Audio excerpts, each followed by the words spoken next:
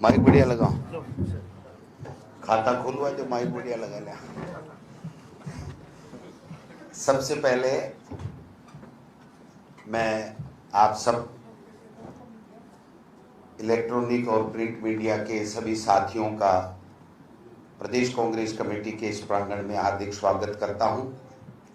एक बहुत ही महत्वपूर्ण विषय के ऊपर यह प्रेस कॉन्फ्रेंस बुलाई गई है, जिसमें आपको सादर आमंत्रित किया गया है। बड़े ही बहुत ही खुशी का विषय है कि हमारे बीच में हमारे वरिष्ठ नेता पूर्व मुख्यमंत्री आदरणीय अशोक गहलोत साहब उपस्थित हैं। मैं इनका भी हार्दिक स्वागत करता हूं प्रदेश कांग्रेस कमेटी की तरफ से।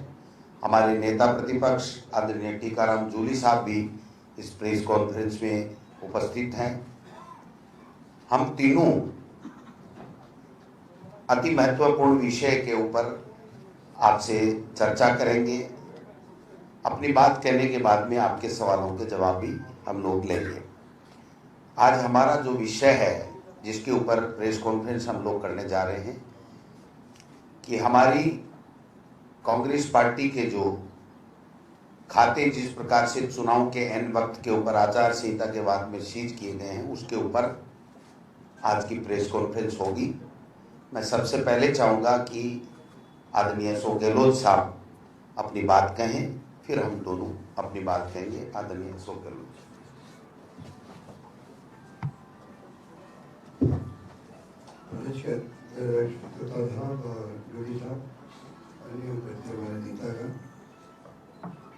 जैसा कि अध्यक्ष ने कहा आपको, कल आप देखा होगा कांग्रेस प्रेसिडेंट खड़गे साहब ने, सोनिया गांधी जी ने, राहुल गांधी जी ने भी प्रेस कॉन्फ्रेंस की थी।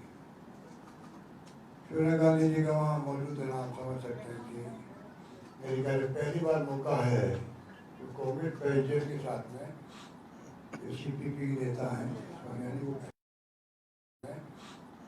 सीपीपी की नेता हैं सोनिया जी, वो और राहुल जी बैठे। तो आप विषय की गंभीरता को समझता, पूरा बोल समझता। ये कैसा मुद्दा है कि आप बैंक का अकाउंट फ्रीज कर दो। आप और हम सब जो है जिनके बैंक में अकाउंट है, और आधार कार्ड आने के बाद में लगभग पूरे देश के अंदर सभी गांव तक के अकाउंट खुल गए हैं। एक परिवार, एक व्यापारी, छोटा बड़ा, बल्कि इंडस्ट्रीज भी खुली है। अगर किसी के बैंक खाते सील रहा है तो कैसे व्यापार कर सकता है, कैसे वो परिवार चला सकता है, आप कल्पना कर सकते हैं। ये मुद्दा गांव तक पहुंच चुका है और इस सरकार को नहीं डूबेगा। आप बैंक अकाउंट सील कर दिए, कांग्रेस पार्टी की नेशनल पार्टी है, और बिना कोई कारण के, मैं भी आपको आग्रह बताऊंगा, बिना कोई कारण के कोई ऐसा क्या क्राइम कर दिया है। सब कानून का सेक्शन होते हैं इनकम टैक्स के अंदर भी। उसके अंदर कल आप देखा होगा जो अजय माकन जी ने बात कही, तो भाई जो धारा है उसके अंदर 10,000 रुपये के पेनल्टी लग सकती है। वो भी क्यों, आपको आश्चर्य होगा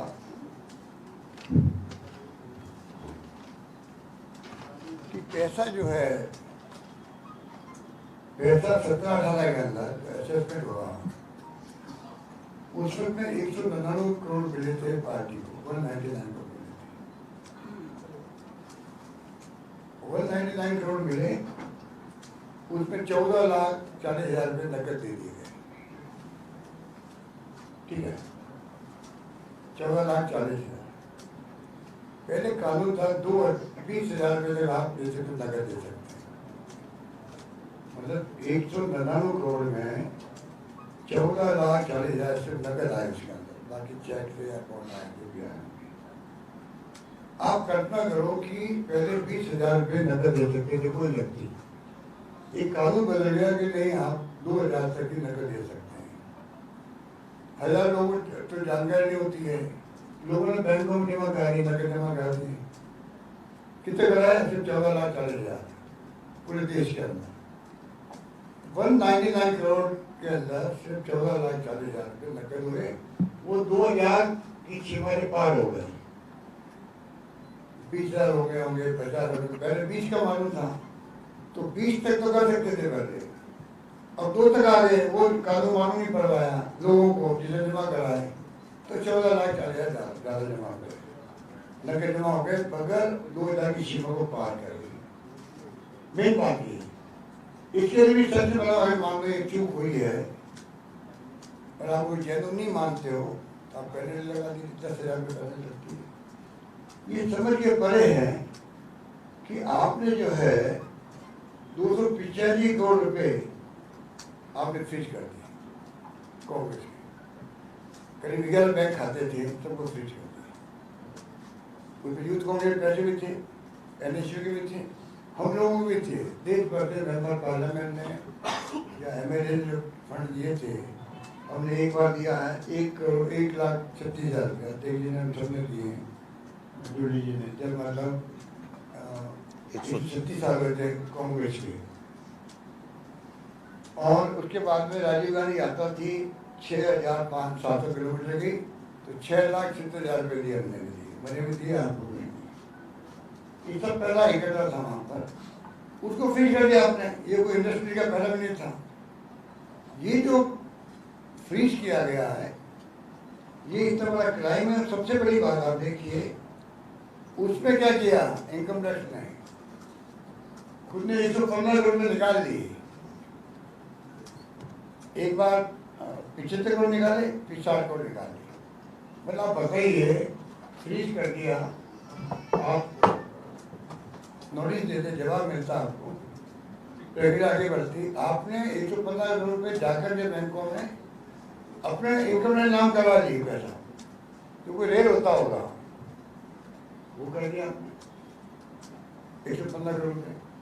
तो ये जो आंकड़े हैं ये समझ के पहले भी 10,000 तक की पहले लग जाती मान लो, उसकी बजाय आपने जो इस प्रकार का क्राइम किया खुद ने, ये इनकम टैक्स ने खुद ने क्राइम किया है। किसके इशारे पे किया है आप समझ सकते हो, बार बार नाम क्या है, देश के अंदर जो लोकतंत्र हत्या ही हो रही है और मोदी जी के और अमित शाह के बगैर ऐसा रहे तो आप समझ सकते हो कि पता ही नहीं था केंद्र में,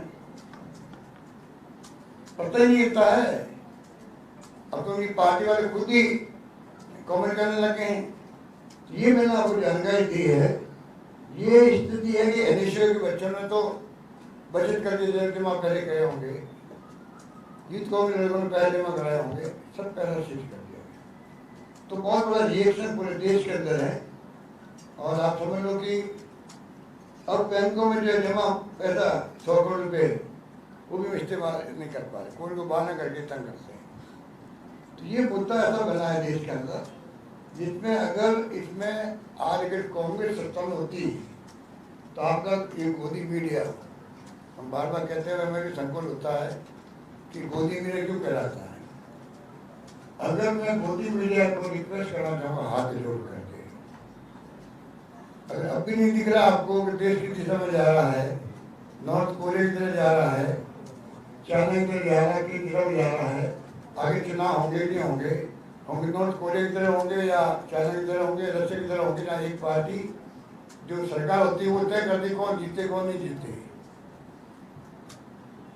देखा पाकिस्तान में क्या तमाशा हुआ, तो हिंदुस्तान कम से कम पाकिस्तान के ऊपर आरोप लगाते हैं, आप पे लगाते आए हैं कि वहाँ डेमोक्रेसी नहीं है, बार बार सैनिकों का शासन हुआ है, भुट्टो को फांसी हो गई प्रधानमंत्री को, और वहाँ पे कानून का राज नहीं रहता है। आप क्या उस दिशा में बढ़ रहे हैं, ये मुल्क, ये आपको हमको एक चिंता को समझना चाहिए। कल राहुल गांधी जी ने बात कही थी कि कोई अच्छा ही नहीं है, एक नेशनल पार्टी, आपकी पार्टी डेमोक्रेसी के अंदर इतना बड़ा फैसला हो गया इनकम टैक्स का, इतना बड़ा अकाउंट फ्री हो गए, क्या इस देश में नेशनल मीडिया को आगे नहीं आना चाहिए। अरे कांग्रेस सरकार में होती और विपक्ष का हम लोग अगर इस पर की एक्टिविटी कर देते, प्रतिबंध लगा देते, यही मीडिया हमारे खिलाफ इश्यू बनाता। और हमें भ्रम नहीं है, मीडिया का महत्व बहुत बड़ा होता है, मीडिया के माध्यम से इश्यू बनते हैं। आज तक मैंने 50 साल की राजनीति करी है, जब मीडिया कुछ खड़ा होता है तो पूरा देश क्या कहता है, भाई मीडिया कहना, मीडिया की हमारा क्रेडिबिलिटी रही है। जैसे आजकल तो विजुअल मीडिया आ गया है, पहले प्रिंट मीडिया भी था। गांव में लोग पढ़ते थे, छपे हुए शब्दों को मानते थे, छपा हुआ है तुम क्या बात करते हो, बहस कर लेते थे। कोई कहते नहीं गलत और क्या बात करते हो, तुम गलत बोल रहे हो, मैंने छपा हुआ पढ़ा है। इतनी बड़ी क्रेडिबिलिटी मीडिया की होती है। आज मीडिया की भूमिका जो है, मैं समझता हूँ कि दुर्भाग्यपूर्ण है। और इतिहास माफ नहीं करेगा मीडिया को भी, क्योंकि बर्बाद हो जाएगा, लोग की हत्या हो जाएगी, इतिहास माफ आपको भी नहीं करेगा। जो मौन रहेगा उसको भी माफ नहीं करेगा। आज बहुत खतरनाक दौर से देश गुजर रहा है, तब मैं कह सकता हूँ आपको। आप लोग ये तो अभी जो सोशल मीडिया जो है उसकी भूमिका शानदार है, उसको मैं बदल देना चाहता हूँ। जो लोग चला रहे अपने अपने प्लेटफॉर्म चला रहे हैं उनको मैं बदल देना चाहता हूँ। आप उनके काम से कम एक वर्ग ऐसा देश के अंदर यूट्यूब के माध्यम से को देख लेता है। बहुत बड़ी भूमिका हो गई उनकी, पर फिर भी गोदी मीडिया क्योंकि डिजिटल मीडिया है, उनकी अपनी भूमिका बहुत बड़ी है, उसको आगे आने की जरूरत पड़ गई। अब तो उनके अंतरात्मा को जागना चाहिए। आपके गोदी मीडिया हो चाहे प्रिंट मीडिया हो, उन सब की अंतरात्मा को मैं आवाज देना चाहूँगा, उनको जगाओ, देश को बर्बाद होने की तरफ जाना उसको रोको, रोक सके तो रोक दो, वरना इतिहास आपको माफ नहीं करेगा। आज मैं सब सुनता हूँ मीडिया के बारे में प्लेटफॉर्म पर, इनको हो क्या गया, मतलब कुछ सोच नहीं सकते ऐसे सब बातें हैं। कृपा करके देखिए, मेरी बात कहेंगे, जोड़ी साहब कहेंगे, इतना मैं कहना चाहूँगा कि आज देश में लोकतंत्र की हत्या हो रही है, संविधान की हत्या हो रही है, और बगैर कानून के राज के कोई सुरक्षित नहीं होता है। धन्यवाद। नमस्कार। देखिए, 2014 में जब से मोदी जी आए उसके बाद में एक से एक प्रहार लोकतंत्र पे किया जा रहा है, दूसरी विपक्षी पार्टियों पे किया जा रहा है, संवैधानिक संस्थाओं का दुरुपयोग किया जा रहा है। और आपने देखा होगा कि जिस प्रकार से उत्तर प्रदेश के चुनाव जब थे तो 2016 में 8/11/2016 को अचानक रात को देश के प्रधानमंत्री जी टीवी पे आए, नोटबंदी की। वो नोटबंदी देश के फायदे के लिए नहीं थी, उत्तर प्रदेश में चुनाव कैसे जीता जाए, बसपा का और दूसरी पार्टियों को कैसे वहां पर चुनाव लड़ने से रोका जाए, उनका पैसा कैसे सीज करके बैंकों में लेकर के फिर नहीं दिया जाए, उससे इन्होंने शुरुआत की। और उसके बाद में आप एक से एक देख रहे हो कि 2019 में फिर पुलवामा, और उसके बाद में अब नेशनल पार्टी कांग्रेस की, जो सबसे पुरानी पार्टी जिसने देश की आजादी में त्याग, तपस्या और बलिदान का इतिहास रहा, उस पार्टी के खाते सीज करके उसका बैलेंस शून्य कर देना, चुनाव लड़ने के लायक नहीं छोड़ना, वो कोई बात नहीं कर सके, किसी तरीके का 1 रुपए का खर्चा नहीं कर सके। और ताजा जो 100 करोड़ रुपए के लगभग हमारी पार्टी ने जो डोनेट फॉर देश और डोनेट फॉर भारत जोड़ो न्याय यात्रा में लिया, उसको भी सीज कर देना, दूसरी पार्टियों को डरा देना, अलायंस नहीं करे इसके लिए मजबूर कर देना, और अलायंस करे तो फिर केजरीवाल जो मुख्यमंत्री हैं दिल्ली के, उनको तत्काल आकर के फोर्स ला करके उसको जेल में डाल देना। हेमंत सोरेन के साथ में क्या हुआ आप सबके सामने देखा होगा। और ये तो तब हो रहा है जब देश के सामने सुप्रीम कोर्ट, माननीय उच्चतम न्यायालय ने ये कह दिया कि ये जो इलेक्ट्रोल बॉन्डों से जो पैसा लिया गया है, ये स्कीम ही अनकॉन्स्टिट्यूशनल थी, ये पैसा इलीगल है। एक तरफ जनता का पैसा अपनी प्यारी पार्टी को दिया गया, उसको सीज करना, और खुद के लिए अनकॉन्स्टिट्यूशनल स्कीम से इलीगल जमा किया हुआ धन ईडी, इनकम टैक्स और सीबीआई की रेड डाल करके और काम के बदले पैसा लेकर के किए गए पैसे से एक तरफा चुनाव लड़ना और ईवीएम का जो गड़बड़ झाला है वो सबके सामने है। इन सब तमाम प्रयासों से देश के प्रधानमंत्री जी जो बार बार कह रहे हैं कि 400 पार, भाई 500 कितनी सीटें, 43 हैं, कितनी हैं, सारी ले लो, मना कौन कर रहा है? अगर इसी तरीके से करना है, अभी भी मैं राजस्थान का उदाहरण देके कहना चाहता हूं, कुछ हमारे जो उम्मीदवार हैं जो कांग्रेस में आए हैं और जो जिनको टिकट मिली है, उनको भारतीय जनता पार्टी के नेताओं के द्वारा ये कहना कि आप कांग्रेस मत ज्वाइन करो, कांग्रेस ज्वाइन करने के बाद में ये कहना कि 25-0 हो रही है, आपके लिए ठीक नहीं होगा, इस तरीके की भाव भाषा यहां भी चल रही है और देश में, पूरे देश में चल रही है। हर स्टेट की यह हालत है। ये कोई हम भाषण देने के लिए नहीं कर रहे हैं। मेरे मित्र ने कहा कि अभी संबोधन देंगे, हम संबोधन नहीं दे सकते आपको। आप वो क्रीम हो जो सबकी सुन करके उसके बाद में देश हित में, राष्ट्र हित में, जनहित में जो चीजें होती हैं वो लोगों के सामने पेश करते हो। इसलिए हम तो केवल अपनी बात कह रहे हैं, आपके माध्यम से हम चाहते हैं कि देश के लोगों तक ये बात जाए कि ये कहां तक जायज है कि 17-18 की एक गलती, उसके ऊपर पूरे खाते सीज कर देना, पैसे निकाल लेना, जितना उनका बनता है उतना पैसा उससे दुगुना तो ले लिया उन्होंने और उसके बाद में बाकी का पैसा सीज कर दिया। कुछ लोग ये कहते हैं कि साहब कानून अपना काम कर रहा है। आप मुझे बताइए कि अगर 3 महीने 2 महीने बाद में अगर ये फैसला आ जाता है कि ये गलत सीज किए गए, इसको वापस खोल दिया जाए, तो क्या आम चुनाव मोदी जी दोबारा करवाएंगे? क्या हमें हमारे पैसे से चुनाव लड़ने का अधिकार प्राप्त होगा? तो कभी पुलवामा, कभी नोटबंदी, कभी खाताबंदी, खाते फ्रीज, इलेक्ट्रोल बॉन्ड जैसा स्कैम, ऐसे करके और देश में जो अराजकता का माहौल, जो तानाशाही का माहौल, जो हिटलरशाही का माहौल बना करके एक छत्र राज करना चाहते हैं। मैं समझता हूं कि अब देश के हर नागरिक सोचने के लिए मजबूर हो गया है। हर बुद्धिजीवी वर्ग ये बात करता है कि ये हो क्या रहा है। और भारतीय जनता पार्टी में 50% से ज्यादा लोग, चाहे वो पदों पे बैठे हों, आरएसएस के अलावा भारतीय जनता पार्टी के लोग ये कह रहे हैं कि ये हो क्या रहा है हमारी पार्टी के अंदर। केवल परसेप्शन सेट करने के लिए कि बाकी कुछ है ही नहीं, इसलिए आनन फानन में हर दल को तोड़ करके, डरा करके, धमका करके ज्वाइनिंग करवा रहे हैं, जिससे ही परसेप्शन मिले। ये जो जा रहे हैं इनको कुछ नहीं मिल रहा है भाई साहब। समोसा और बिस्कुट भी नहीं मिलेगा, पार्टी की मीटिंग में नहीं बुलाएंगे तो समोसा बिस्कुट कैसे मिलेगा? आप बताओ। आप मीटिंग में कोई बुलाता है, आता है, तभी तो उसको नाश्ता मिलता है, चाय मिलती है।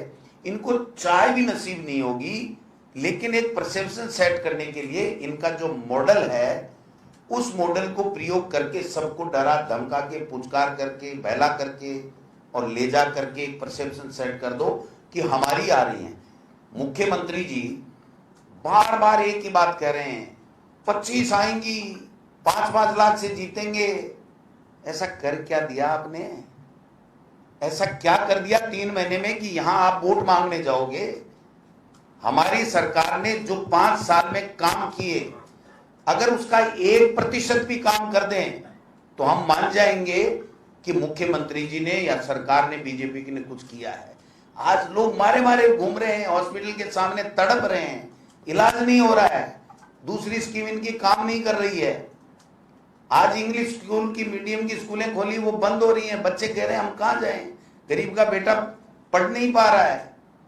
ये हो क्या रहा है? झूठ पे झूठ, झूठ पे झूठ जाकर के केवल ये बना दी हमने, गैंगस्टर फोर्स बना दी। हाँ भाई, जोरदारी किया, गैंगस्टर फोर्स बना दी तो हम पे वो गैंगस्टर फोर्स काम कर रही है क्या? एंटी गैंगस्टर को गैंगस्टर बोलते हैं। इतना भी काम में नहीं लेते, उसके बावजूद भी कह रहे हैं 25 आएंगी। तो भाई साहब, ये जो देश में जो नग्गा नाच चल रहा है, मैं इसको नग्गा नाच कहूंगा कि डराओ, धमकाओ, क्रेश करो, परेशान करो और मजबूर होकर के व्यक्ति आत्मसमर्पण कर दे और राजा एक ही रहे, बाकी सब खत्म। तो ये जो चीज चल रही है, इसके लिए हमने माननीय गहलोत साहब ने, हमने सबने की है, जूली साहब भी बोलेंगे, एक को नौकरी नहीं दे रहे, एक की बात नहीं कर रहे, किसान तड़प रहे हैं, उनको अपनी मांग मंगवाने के लिए लिखित समझौते की पालना करवाने के लिए बैठे हैं, और एक तरफ पूरे के पूरे खाते seize, unconstitutional electoral bond, unconstitutional scheme, illegal पैसा, उससे चुनाव लड़ेंगे। और हमारा जनता का एक एक पाई पाई से दिया हुआ पैसा, जो सही पैसा है, उससे हमको चुनाव नहीं लड़ने देंगे। इसलिए मैं तो आपसे भी, मीडिया के बंधुओं से, सब अच्छे लोग हैं यहाँ राजस्थान में, मैं आग्रह करूंगा कि हमारी क्रेडिट के ऊपर कोई विज्ञापन छाप देना, जब भी होंगे तो हम आपको जरूर देंगे, ये मैं वादा करता हूं आपसे। हाँ, पहले पैसे नहीं दे पाए तो ये याद रखना कि गोविंद डोटासरा प्रदेश कांग्रेस कमेटी की हैसियत से कह रहा है, व्यक्तिगत हैसियत से नहीं। इसलिए कांग्रेस का हर कार्यकर्ता आपका पाई पाई पैसा चुकाएगा, जो भी आप कुछ छापोगे छपाओगे तो उसको भी हम करेंगे। इसलिए इस समय में आप मदद करें और एक तरीके से इनको एक्सपोज करें कि आप गलत कर रहे हो। जिस प्रकार से रात को केजरीवाल जी को ले जाया गया, सही है गलत है इसमें हम नहीं जाना चाहते, लेकिन चुनाव के दौरान आचार संहिता के बाद में वो पार्टी का मुख्यमंत्री जेल में बैठा है, तो आप बताओ कैसे चुनाव लड़ेंगे ये लोग बात। तो मोदी जी डिक्लेयर ही कर दो। हमारे यहाँ एक बात कह के समाप्त करूंगा कि हमारे यहाँ प्राइवेट शिक्षण संस्थानें हैं सीकर में, तो एक महाशय थे जो 15-20 साल से उनके अध्यक्ष बने हुए थे। तो लोगों ने कहा भाई अब इसको बदलना है, तो सबने चंदा इकट्ठा किया, भोजन रखा, चुनाव की प्रक्रिया तय की गई, चुनाव अधिकारी बनाया गया और उनको सबको बुलाया गया। तो हम लोग भी गए थे, हमें भी साफा पहनाया, उनको भी निवर्तमान, क्योंकि वो उस दिन तक थे अध्यक्ष रहने के नाते, उनको भी साफा पहनाया गया। तो जो ही उनको साफा पहनाया, उन्होंने कहा आपने पुनः मेरे को जिम्मेदारी दी, इसके लिए आपका बहुत बहुत धन्यवाद। तो मोदी जी को ऐसा कर लेना चाहिए, जिससे उनका भी इलीगल स्कीम का पैसा बच जाएगा, हमारा जनता का पैसा बच जाएगा। अगर ऐसा ही करना है तो फिर खुद ही कह दें कि भाई मैं 5 साल के लिए चुना गया हूं, धन्यवाद। कोई बोलेगा उसको जेल में डाल दिया जाएगा, बोलने वाले कम मिलेंगे, नहीं बोलने वाले ज्यादा मिलेंगे, इसलिए जेलें भी भरेगी नहीं उनकी। ऐसा सोच के वो कर सकते हैं। तो आप सबका बहुत बहुत धन्यवाद, आप आए। मैं आदरणीय टीकाराम जूली साहब से निवेदन करूंगा कि वो अपनी बात रखें। आदरणीय टीकाराम जूली जी। सम्मानीय सभी प्रेस के साथियों, जैसा कि आपको विदित है कि आज देश किस दौर से गुजर रहा है, और इसका ताजा उदाहरण आपने कल देखा है कि कांग्रेस के जो खाते सीज किए गए, उनमें से 115 करोड़ रुपए खुद ही निकाल लिए गए। तो चलते चुनाव के अंदर, क्योंकि एक तरफ तो ये बात कर रहे हैं 400 पार की, और दूसरी तरफ इनकी पार पड़ नहीं रही है। पूरे देश के अंदर इनकी हालत खराब है। इनके मौजूदा सांसद पार्टी छोड़ के जा रहे हैं। पार्टी के अंदर किसी भी प्रकार की डेमोक्रेसी नहीं है। 2 लोग पूरी पार्टी चला रहे हैं और 2 लोगों के लिए पूरा देश कुर्बान कर रहे हैं। मैं ये कहना चाहूंगा कि मीडिया जो है लोकतंत्र के अंदर चौथा स्तंभ है, और मीडिया ने हमेशा, चाहे अफसरशाही हो, चाहे न्यायपालिका हो और चाहे सरकार, तीनों ही लोगों पे हमेशा चूड़ी टाइट आप लोग ही करते हैं, और ये तीनों ही जो हैं आप लोगों से डरते हैं। क्यों डरते हैं? क्योंकि मीडिया के माध्यम से सारी जो सच्चाई है वो जनता के बीच में जाती है। कोई भी गलत काम करता है उसके अंदर ये डर, ये भय रहता है कि कहीं अखबार में नहीं आ जाए, टीवी में नहीं आ जाए। तो आज अखबार और टीवी चुप क्यों है? किस प्रकार से सरकारों को गिराने की साजिश की जाती है? चुनी हुई सरकारों के विधायक इस्तीफा देते हैं, सरकारें गिर जाती हैं, फिर बीजेपी की सरकार बना देते हैं। किस प्रकार से विपक्षी पार्टियों के जो नेता हैं उन पे ईडी, इनकम टैक्स, सीबीआई के छापे डालते हैं।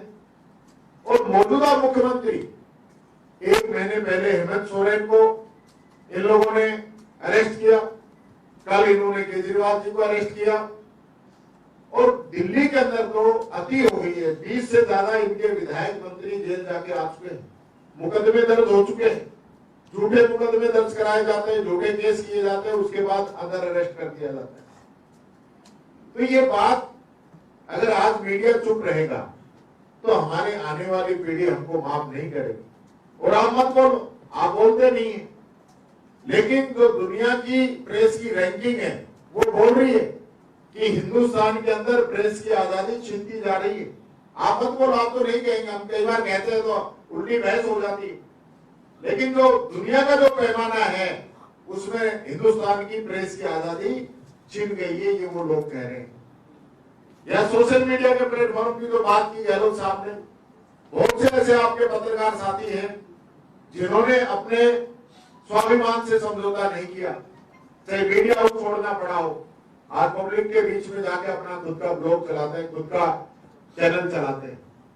क्या मजबूरी होगी? और ऐसा नहीं है, कई मीडिया हाउस ने विरोध भी किया है, उनपे भी ईडी, इनकम टैक्स, सीबीआई के छापे पड़े हैं, चैनल तक को बंद किया गया है।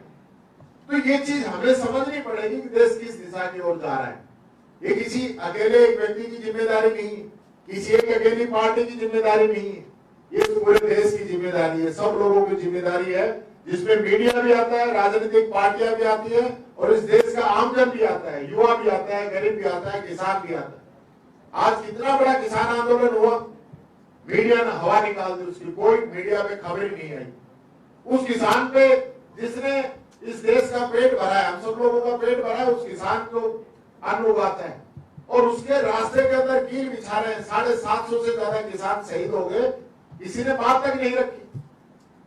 आज इन हालातों के अंदर अगर हम देश के अंदर किस प्रकार से हमारे आने वाली पीढ़ी को हम मैसेज देके जा रहे हैं, मैं आपसे आह्वान करता हूं कि आज जो स्थिति देश के अंदर है, किस प्रकार से लोगों को डराया जाता है, धमकाया जाता है, कोई ताकतवर है उसको कमजोर करने की साजिश की जाती है। चलते चुनाव के अंदर आचार संहिता लगी हुई है, पहले चरण का चुनाव का नॉमिनेशन शुरू हो चुका है, आप हमारे खाते सील कर रहे हैं। किस प्रकार से हम कैंडिडेटों की मदद करेंगे, किस प्रकार से उनका प्रचार प्रसार करेंगे, ये सारी चीजें दिख नहीं है। तो देश के अंदर जो आपातकाल की स्थिति इन लोगों ने पैदा की है, मेरा आप लोगों से आग्रह है कि ये बात जनता तक जाए, आम जन तक जाए कि किस प्रकार की साजिशें हो रही हैं, और क्या सारे जो लोग हैं भ्रष्टाचार का, जिनको आप कह रहे हो कि लोगों ने भ्रष्टाचार किए, वो सारे दूसरी पार्टियों के लोग हैं। आप कश्मीर से कन्याकुमारी तक के नेताओं को, विपक्षी नेताओं को आप लोगों ने जेल के अंदर डाल दिया। जो आपके खिलाफ बोलते हैं उसको आप अंदर डाल देते हो, उस पर मुकदमे दर्ज हो जाते हैं। तो ये क्या है? इस देश के अंदर ये डेमोक्रेसी है? आप इस देश की डेमोक्रेसी को खत्म कर रहे हैं। दुनिया के अंदर इस देश की पहचान डेमोक्रेसी की वजह से थी कि हिंदुस्तान एक ऐसा देश है जहां आज भी लोकतंत्र है। सबसे बड़ी आबादी के बाद में भी आज यहाँ पे लोकतंत्र, प्रजातंत्र कायम है। यहाँ छोटे में बड़े में भेद नहीं है, हर व्यक्ति को अपनी बात कहने की आजादी है। इस देश के अंदर बाबा साहब अम्बेडकर का संविधान है। आज उस संविधान को खत्म करने की बात कहते हैं इनके सांसद, कह रहे हैं कि 400 पार लेके आओ, हम संविधान को बदलेंगे। इस प्रकार की लोगों की मंशा है, और ये संविधान को बदल के फायदा पहुंचाएंगे 1% लोगों को, और 99% लोग इन मुसीबतों का सामना करेंगे। और उस 99% में आप भी हैं, हम भी हैं, पूरा देश है। इसलिए मैं आप लोगों से आग्रह करना चाहूंगा, मीडिया हमारी मदद करे, हमारी नहीं इस देश की मदद करे। इस देश को आगे किस प्रकार से हम लेके जाएंगे, देश के अंदर प्रजातंत्र कैसे कायम रहेगा, डेमोक्रेसी कैसे रहेगी, इस चीज के अंदर आप लोग मदद करें, यही बात मैं कहता हूँ। बहुत बहुत धन्यवाद। जय हिंद, जय भारत। एक बात माफी चाहूंगा, बीच में मैं कहना चाहूंगा, भूल गया था। जो सोशल मीडिया के ऊपर जो भी न्यूज़ें चलती हैं उसके लिए भी केंद्र की सरकार ने एक नोटिफिकेशन जारी कर दिया कि एक सरकारी एजेंसी निगरानी रखेगी और वो तय करेगी कि कौन सी न्यूज़ ठीक है और कौन सी न्यूज़ गलत है, और गलत है तो उसको ब्लॉक कर दिया जाएगा, उसके खिलाफ एक्शन लिया जाएगा। ये तो माननीय उच्चतम न्यायालय का भला हो कि उन्होंने वापस उसको स्टे कर दिया, वरना आप में से अधिकतर जो सोशल मीडिया प्लेटफॉर्म अच्छे से चलाते हैं, बड़े अखबार वाले भी सोशल मीडिया चलाते हैं, सभी चलाने लग गए आजकल, वो सारे के सारे ब्लॉक हो जाते, सारे मोदी के खिलाफ नहीं लिख सकते। मोदी मोदी मोदी लिखो तो आपका चैनल चलेगा, नहीं तो खाना खाओ और घर पे मस्त रहो, कोई काम नहीं। तो आप देखो 11 खाते सीज, पूरे के पूरे 11 खाते थे, 11 सीज 1993 की इनकम टैक्स का आधार पे नोटिस सीताराम केसरी जी जब हमारे कोषाध्यक्ष थे, और आज की तारीख तक भारतीय जनता पार्टी ने 1 रुपए का इनकम टैक्स इतने पैसे कमाने के बाद में असंवैधानिक स्कीम के आधार पे और दूसरे स्कीम आधार पे 1 रुपया दिया हो तो बताओ, इतना बड़ा गुना हो गया। हमारे एक मारवाड़ी में कहावत है भाई जी कि काकड़ी के चोर ने मुक्की की मार घनी है, तलवार से सिर को नहीं पाट्यो जावे, तलवार से सिर को नहीं काट्यो जाओ। काकड़ी चोर ली तो बिन तलवार से को नहीं पाट्यो जावे, हाथ पकड़ के भाई दोबारा मत करिए यहाँ को काम, यही होता है। अगर मान लो कहीं कोई टेक्निकली लीगली कमी रही है तो उसको कह दो भैया इतने रुपए तुम दे दो, और जब कोर्ट कहे तो ठीक है। तो ये तो बात होती है। आप बताइए, राहुल गांधी जी को सुप्रीम कोर्ट जाना पड़ा अपनी सदस्यता बहाल कराने के लिए। आज सुप्रीम कोर्ट से अगर ये खाते खुल गए और चुनाव निकल गए तो फिर क्या होगा, ये सोचने की बात है। इतनी सी बात कहनी थी। अब आपके कोई सवाल जो भी हो उनके लिए मैं आमंत्रित करता हूं। एक मिनट रुक जा भाई, एक मिनट जग जाए कि आपका मेरा अलग से। हाँ मैं पूछूं जी। आपसे ये सवाल है, जैसे कल राहुल गांधी ने कहा कि उनके पैसे नहीं है, खाते फ्रीज हो गए, तो एक इवन मुकाबला नहीं हो पाएगा, मतलब अच्छा प्लेयर नहीं मिलेगा। तो क्या राजस्थान में भी ऐसी स्थिति है कि पैसे के भाव में, प्रचार के भाव में खाते सील कर दिए, तो जो मुकाबला होना चाहिए एक अच्छे उम्मीदवारों के बीच में, इसका प्रभाव पड़ेगा? देखिए, पैसे के मामले में तो हम बीजेपी से मुकाबला नहीं कर सकते, बट जनता में, राजस्थान में आज जनता ये कह रही है कि 3 महीने से हम त्रस्त आ गए इसके कुशासन से, और 5 साल का जो सुशासन था उसको याद कर रहे लोग, इसलिए जनता जवाब देगी। हो सकता है हमारे पास पैसे कम हो, जब नेशनल पार्टी का खाता ही हमारा एक ही होता है, उनका भेजा हुआ ही हमारे पास पैसा आता है, तो नेचुरली पैसे की तो प्रॉब्लम है। लेकिन जनता का मनोबल का जो हमारा बैंक अकाउंट है वो इतना भरा हुआ है कि हम इनको मुंह तोड़ जवाब देंगे। मेरा सवाल ये है कि आप मीडिया के ऊपर जो आरोप लगा रहे हैं, जो मीडिया को निष्पक्ष काम कर रहा है, क्या वो संस्थान के नाम बता सकते हैं क्या जो मोदी मीडिया है? आप नहीं हो। मुख्यमंत्री जी का धन्यवाद करना चाहूँगा। पहले एक प्रिंट मीडिया का जमाना था, फिर टीवी का जमाना है, अब आजकल यूट्यूब का जमाना है। तो क्या कांग्रेस पार्टी लोग भी विचार रखते हैं कि आज के बाद टीवी नहीं देखेंगे? क्यों नहीं देखेंगे? हम तो कहते हैं हमको भी दिखाओ थोड़ा बहुत। हम तो आग्रह कर रहे हैं आपको देखने, हमारी फोटो देखने के लिए आपके टीवी चैनलों को चलाते हैं हम। कोई बात नहीं, मेरे लायक होगा मैं दे दूंगा, इनके लायक होगा इनको दे दूंगा। आप तो पूछो। तो मैं धनोज साहब से पूछ रहा हूँ कि कौन सी मीडिया मोदी मीडिया के नाम दे रहे हैं, वो नाम तो बताएं संस्थान के। ये माने एक व्यक्ति की वजह से पूरे कौम को बदनाम करना, ये कहाँ का अधिकार है? कोई नहीं कर रहा भाई। अगर आपको बदनाम करते तो यहाँ आपको सादर आमंत्रित करते क्या? ये बहुत पुरानी बात हो गई। आप सब अच्छे लोगों को मैंने बोला था अभी भी। नहीं गहलोत साहब के टाइम पे क्या होता था सब जानते हैं कि मीडिया को किस तरीके से मिलने नहीं दिया जाता था, धमकाया जाता था। 2-3 नहीं, आप सुनिए। कौन कर रहा है? किसने बोली भाई? अरे सुनो। आपकी सरकार में क्या हुआ था? अब ऐसा है, मेरी बात सुनिए। मैंने मेरे स्पीच में आपसे सवाल पूछने से पहले कहा आप बहुत अच्छे लोग हो, आपसे आग्रह है कि हमारा उधार में काम करो, हम आपका पाई पाई चुकाएंगे। इतना दोस्ताना संबंध होकर के आप कहां ले जा रहे हो इस बात को? आप तो देश हित में बात कीजिए। आप बहुत अच्छे लोग हैं और हमको हमेशा कोऑपरेट करते हैं। धन्यवाद। और कोई? छोटा-सा एक सवाल है। हाँ हाँ। सवाल अशोक गहलोत जी से है कि ये सवाल उठा रहे हैं मीडिया के बारे में जो भी कह रहे हैं, पर बीजेपी के नेता कह रहे हैं कि अगर जनता कांग्रेस को चुनाव हरा रही है तो इसमें हम क्या करें? सवाल सर ये है कि गहलोत साहब के पूर्व ओएसडी ने सवाल खड़े किए। उन्होंने कहा है कि जो फीडबैक, सही फीडबैक लेनी चाहिए थी, गहलोत साहब ने ऐसे लोगों से अपने आप को घेर लिया कि वो ये माफ करना, आप सुनिए मेरी बात। ये व्यक्तिगत बातों का मंच नहीं है। हमने जो खाते सीज किए हैं उनके ऊपर प्रेस कॉन्फ्रेंस बुलाई है। कृपया वहीं तक सीमित रखें। ये बात जो व्यक्तिगत बातें अलग नीचे चेंबर में बैठ के करेंगे, आपको मैं बुलाऊंगा। जी राजस्थान में कांग्रेस जी ने टिकट दिए हैं जी, वो कहीं ना कहीं इतने फाइनेंशियली मजबूत नहीं है जी। तो वो चुनाव किस हिसाब से लड़ेंगे? क्योंकि कहीं ना कहीं देखा जाता है कि तालमेल चुनाव जनता लड़ाएगी और जनता ही लड़ाती है, जनता ही जिताती है। अगर ये सोच लेते कि अंग्रेजों के सामने हमारे जो लोग जिनके पास संसाधन नहीं थे वो कैसे मुकाबला करेंगे और देश को आजाद कैसे कराएंगे, तो क्या देश आजाद हो जाता? इसलिए कण कण से मन होता है। जनता माई बाप है, जनता से अपील करेंगे।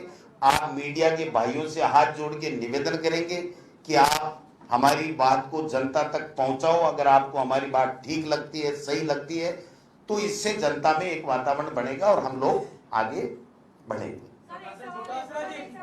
ऐसा है, ये बात कोई नई नहीं कही गई है मोदी मीडिया की। पूरा देश जानता है मोदी मीडिया कौन है, सब जानते हैं, आप भी जानते हैं।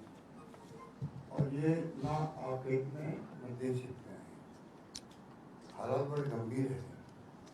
इतने मैंने यहाँ से कह दिया कि मैं अपनी अंतरात्मा को जगाना चाहता हूँ। इसके अपने मायने होते हैं। खतरनाक मोड़ आ गया देश का। जो हम चाहते थे कि सोचते थे चुनाव के बाद में ऐसी स्थिति बन सकती है। जब 1000 कालखंड की बात की गई है प्रधानमंत्री द्वारा, वो 1000 साल का कालखंड कैसे बनाए मोदी जी? तो चुनाव जीत गए तो चुनाव भी होंगे नहीं होंगे। ये बात मैंने बहुत गंभीरता से कही है। आप लोगों में तो आप नहीं, आप तो रिप्रेजेंट नहीं करते हैं अपने चैनल को। आपके बस में नहीं, अगर आप चाहो तो ही जो भी आप लोग चाहेंगे वो खबर चलेगी, वो उनके ऊपर एक चलेगी कि नहीं चलेगी। तो गोदी मीडिया क्यों कहलाता है? तो गोदी मीडिया हर बोल क्यों बोलने लगे लोग? मैं गंभीरता से कहना चाहता हूँ आपको, वास्तव में मजबूरी में गोदी मीडिया बन गया हो। ईडी, इनकम टैक्स, सीबीआई का डर किसको नहीं लगता है? आप भाषण अखबार देख लीजिए, पूरे देश के अंदर जो छापे पड़े उसके यहाँ पर पूरी टोन बदल गई भास्कर की। इतना बड़ा ग्रुप है भास्कर का, टोन बदल गई उसकी मजबूरी में। जेल कौन ना जाएगा? और कितने आप जो क्वेश्चन कर रहे हैं तो पूछो, आपको खुद की बुला देंगे लोग, पत्रकार को, कितने लोग जेल बैठे हुए हैं। एक पत्रकार केरला से आया, वहाँ पर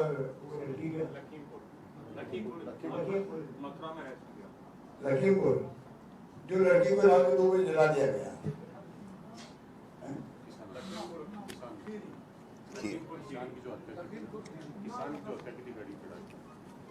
लड़की को रेप किया, इंजर्ड हो गई, इलाज हुआ वहाँ पर सफदरजंग में, मर गए वहाँ। रात को पुलिस बॉडी लेके आई, पूरे परिवार वाले का हमें शिकायत देखने दो, उसके परिवार को शिकायत देखने दी गई, जला दिया गया। एक पत्रकार की घटना को कवर करने आ रहा था, 1.5 साल तक जेल में बंद रहा है, 1.5 साल तक। कितनी घटनाएं का आलोचना करो सरकार की, आप देशद्रोही हो। कहाँ जाना, मुल्क कहाँ जा रहा है, चिंता वो करो। और सुन एक बात, ये आपने क्वेश्चन किया है अगर मान लो खाते फ्रीज कर दिए हैं, तकलीफ आएगी, राहुल गांधी जी ने एडमिट कर दिया, उसके बावजूद भी जनता हमारे साथ है और जनता इनके कुकर्मों को, इनके कृत्यों को सब देख रही है। जनता जवाब देगी इनको, उनका अगर सफाई हो गया देश में तो आश्चर्य मत करना। हालात ऐसे बन रहे हैं, आप खाते बंद कर दो किसी के और एक पार्टी के, फिर डेमोक्रेसी कहाँ रहेगी।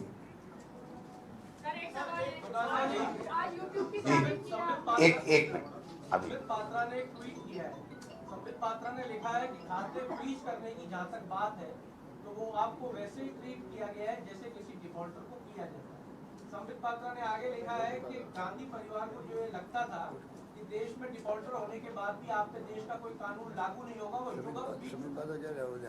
वो हम राहुल गांधी जी की सदस्यता के मामले में देख सकते हैं कि नीचे की अदालत ने क्या फैसला दिया, किस तरीके से क्या हुआ, उसके बाद में सुप्रीम कोर्ट ने वापिस सदस्यता बहाल की। आज राहुल गांधी सांसद हैं और दोबारा चुनाव लड़ रहे हैं।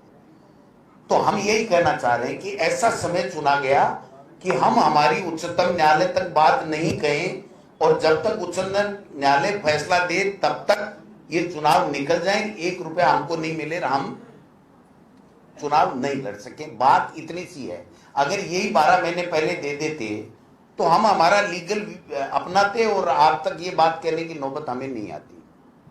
सर, मैं स्वदेश न्यूज़ से हूं, नेशनल से। जी सर, आज सोशल मीडिया की जो आपने तारीफ की है, जी, उसको लेकर अगर मोदी जी को अगर कानों में भनक लग गई और ये शाम तक बंद कर देंगे तो क्या होगा? वो तो बंद कर चुके बहन जी। आपके ऊपर निगरानी रखने के लिए उन्होंने एक एजेंसी, सरकारी एजेंसी बैठा दी थी कि आप क्या लिखती हो, मोदी के खिलाफ तो नहीं लिख रही हो, आपको ब्लॉक करना है या आपको आपकी उसको मीडिया ग्रुप को हटाना है, बैन करना है। लेकिन माननीय उच्चतम न्यायालय ने ये निर्णय दे दिया कि आप स्वतंत्र हो, जो ठीक लगे, आपको सही लगे वो आप लोग चलाओ। कल ही किया।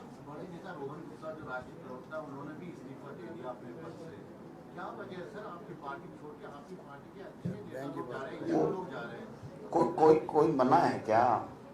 बीजेपी के सांसद आ रहे हैं धड़ाधड़, तो वो इस्तीफा रोहन गुप्ता भी दे सकता है। मुझे नहीं पता दिया कि नहीं दिया, क्यों नहीं दिया, वो हमारी पार्टी का अंदरूनी मामला है। लेकिन मैं ये कहना चाहता हूं कि यही तो लोकतंत्र है और हम चाहते हैं कि ये लोकतंत्र जीवित रहे, इसको पंगु नहीं बनाया जाए, इसको खत्म नहीं किया जाए, इसको बिल्कुल एक जगह कैद नहीं किया जाए। यही तो हम चाह रहे हैं आपके माध्यम से।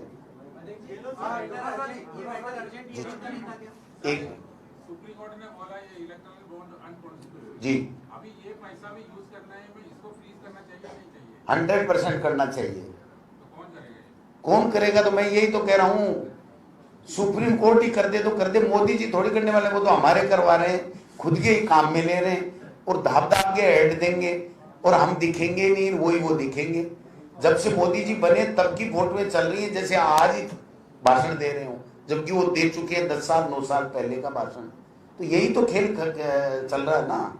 हाँ, बस जो इस वक्त कांग्रेस को जो कद्दावर नेताओं की सख्त जरूरत थी, जी, इसी वक्त में वो बीजेपी के पाले में जा रहे हैं जी। अब गाहे बगाए ये कहा जा रहा है कि वो भ्रष्टाचारी थे, वो ये थे।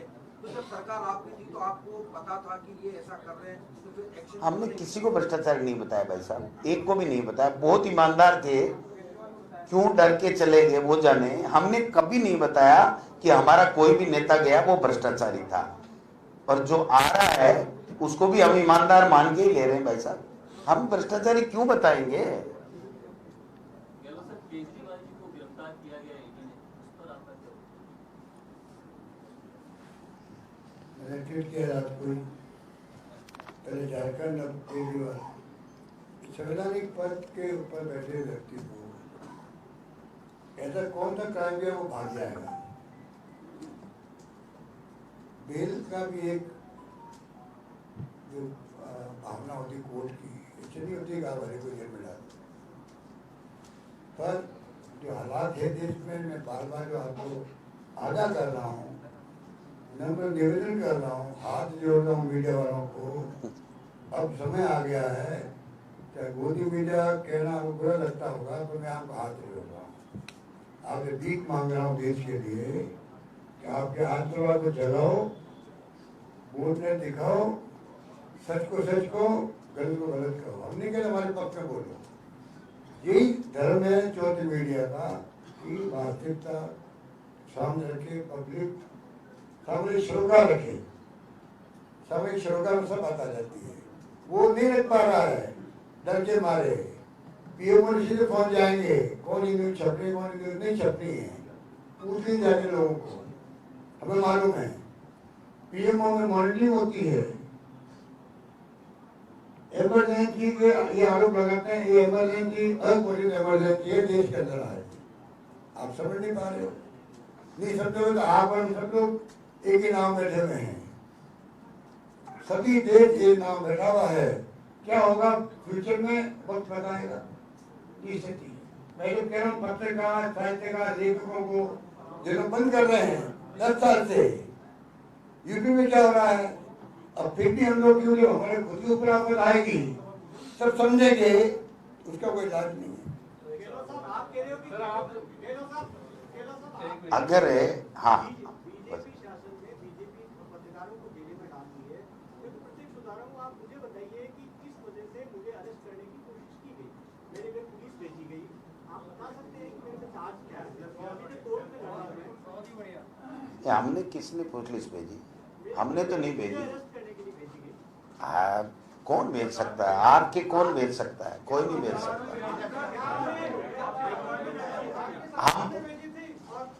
हम पुलिस कभी नहीं भेजते हैं। हमारे मेरे पर आरोप क्या आज तक अगर आप बता पाए और कोर्ट के स्टेटस रिपोर्ट तो फाइल नहीं की आपकी पुलिस की ओर से, तो इतने टाइम से मैं कोर्ट में लड़ रहा हूँ, हाई कोर्ट में निगरानी हुई है, आज तक पुलिस ने बताया कि मेरे पे चार्ज क्या, आरोप क्या है और मंदिर को तोड़ा गया तो मेरा क्या रोल था, मैंने कौन सी खबर निकाली, आज तक नहीं बता पाए। वो आप मुझे बताएं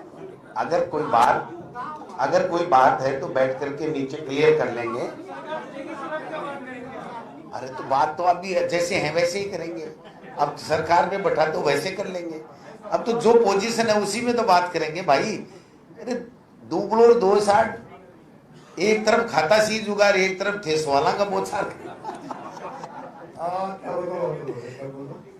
आपको क्या हो गया? कौन के केस में है?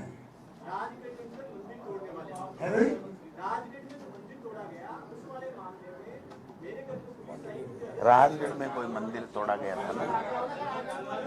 आज आप पहले बात बता रहे थे, आप तो मेरे से मित्र रहे हो, कभी कहा नहीं आपने कैसी घटना हुई है? वो मिलते थे पैसे होती थी।